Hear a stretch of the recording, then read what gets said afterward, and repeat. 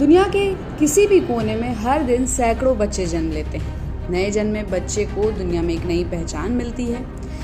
वो नवजात बच्चा या तो लड़का होगा या लड़की।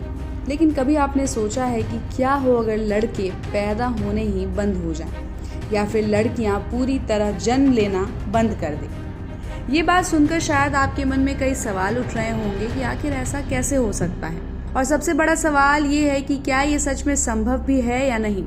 लेकिन अब जिस तरह की खबरें सामने आ रही हैं, उन्हें देखकर लग रहा है कि हाँ, शायद ऐसा हो भी सकता है कि आने वाले दिनों में लड़के पूरी तरह से जन्म लेना ही बंद कर सकते हैं। ये बात सुनकर थोड़ा अजीब जरूर लग रहा होगा, लेकिन ये सच भी हो सकता है। हाल में आई एक रिपोर्ट में दावा किया गया है कि आने वाले समय में ऐसे हालात बनने की संभावना है कि धरती पर सिर्फ लड़कियां ही जन्म लेंगी, लड़के जन्म लेना बंद कर देंगे। इस रिपोर्ट में दावा किया गया है कि भविष्य में धरती पर ऐसा टाइम भी आएगा जब पुरुष होंगे ही नहीं, सिर्फ महिलाएं होंगी।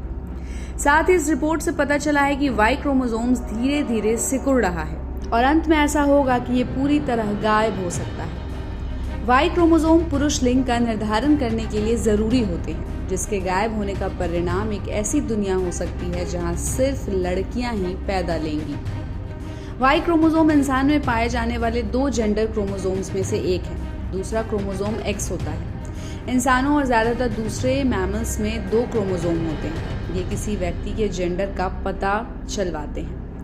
महिलाओं की कोशिकाओं में 2 एक्स क्रोमोसोम होते हैं, जबकि पुरुषों में एक एक्स और एक वाई क्रोमोसोम होता है। एक्स क्रोमोसोम में कुल 900 जीन्स होते हैं जो सेक्स से स्वतंत्र तरीके से काम करते हैं।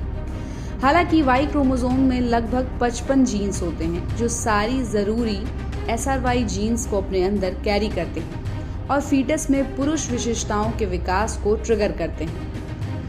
अध्ययन रिपोर्ट की मदद से लोगों को जानकारी दी गई है कि धीरे धीरे वाई क्रोमोसोम्स खराब होता जा रहा है। इसके अनुसार एक्स और वाई की जोड़ी एक साधारण क्रोमोसोम है। इससे पता चलता है कि दोनों एक ही समय से अस्तित्व में हैं। इसका मतलब ये होना चाहिए कि 166 मिलियन सालों में वाई क्रोमोसोम्स के 900 में से 55 एक्टिव जीन्स ही बचे हैं। इससे ये भी पता चलता है कि हर 10 लाख सालों में लगभग 5 जीन्स का नुकसान है और इस दर पर अंतिम 55 जीन 11 मिलियन वर्षों में खत्म होने जाने की संभावना भी है। आपको बता दें कि जब किसी व्यक्ति में वाई क्रोमोसोम्स खत्म हो जाते हैं तो उनके विलुप्त होने का दर भी काफी बढ़ जाता है।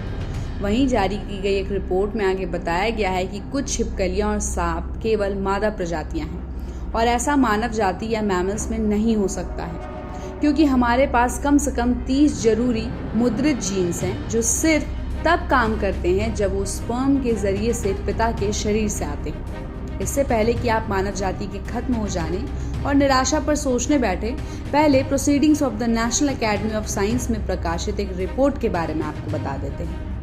इस रिपोर्ट के मुताबिक पता चलता है कि कैसे एक चूहे ने एक नया नर निर्धारण जीन प्रोड्यूस किया है।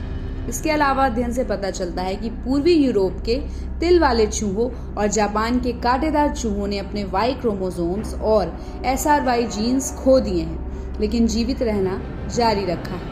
वहीं जापान के होकाइडो विश्वविद्यालय में अस्तु कुराइवो के शोधकर्ताओं ने पाया है कि कांटेदार चूहों में ज्यादातर वाई क्रोमोसोम जीन्स दूसरे क्रोमोसोम्स में ट्रांसफर हो गए थे। इस खोज से पता चलता है कि अगर वाई क्रोमोसोम्स गायब होता है तो किसी व्यक्ति का लिंग पता लगाने के लिए एक नया तंत्र विकसित हो सकता है। कहा जा रहा है कि ये खोज मानव जाति के भविष्य के लिए बहुत जरूरी हो सकती है।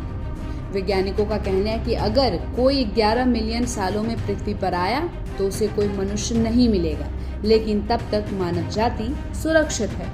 तो इस खबर पर आपकी क्या राय है? कमेंट करके जरूर बताइएगा और ऐसे ही खबरों के लिए आप देखते रहिए सहारा समय का डिजिटल प्लेटफॉर्म। हमारे चैनल को लाइक और सब्सक्राइब करना बिल्कुल भी मत भूलिएगा।